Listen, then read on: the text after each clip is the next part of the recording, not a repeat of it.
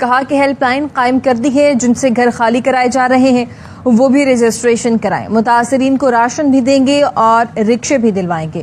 سندھ حکومت نے کمیٹی بنائی، اچھی بات ہے، لیکن فوری ریلیف کے لیے سندھ حکومت متاثرین کو 6 ماہ کے لیے گھر کرائے پر لے کر دے۔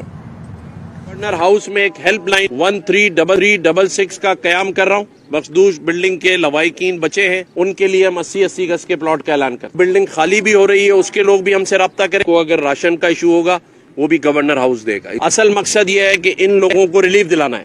یہ شہر یتیموں کا شہر نہیں ہے، یہاں لیاری ہو یا لیاقت آباد، کراچی سبھی کا ہے۔ اچھی بات ہے، سندھ حکومت نے کمیٹی بھی بنائی، BCA کو برطرف بھی کیا، لیکن چہرے بدلنے سے نظام ٹھیک نہیں ہوگا، سسٹم بدلنے کی ضرورت۔ ابھی جب میں آیا ہوں کئی 100 فیملیز کھڑی ہیں جن کے گھر خالی ہوئے ہیں، میں ان کا شکریہ ادا کرتا ہوں کہ انہوں نے میرے حق میں نعرے لگائے اور انہوں نے کہا کہ ہمیں آپ سے امید ہے۔ میں اپنی بہنوں اور بھائیوں کو یہ یقین دلاتا ہوں کہ میں ان کو مایوس نہیں کروں گا۔ گورنر ہاؤس کے دروازے آپ کے لیے کھل گئے، جس قسم کی سہولتیں چاہیے ہماری طرف سے وہ حاضر ہیں۔ ہم سندھ حکومت سے بھی بات کریں گے، ہم خط لکھیں گے۔ میرا ایک مشورہ ہے، لوگوں سے بلڈنگیں خالی کرائی جا رہی ہیں ان کو، اور جو متاثرین ہیں ان کو کم از کم 6 مہینے کا کرایہ سندھ حکومت اپنے ذمہ لے، ان کو یہیں پر گھر کرائے پہ لے کر، اس کے اوپر خاموشی نہیں ہوگی۔ اس بربریت میں اپنا حصہ ڈالا ہے، ان کو حساب دینا پڑے گا۔ 40 رکشے جو ہوئے اس کے لیے میں آج ابھی جا کر بشیر فاروقی صاحب سے بات کروں گا، سیلانی والوں کے ساتھ بات کریں گے، اور مجھے امید ہے کہ ان 40 کے 40 لوگوں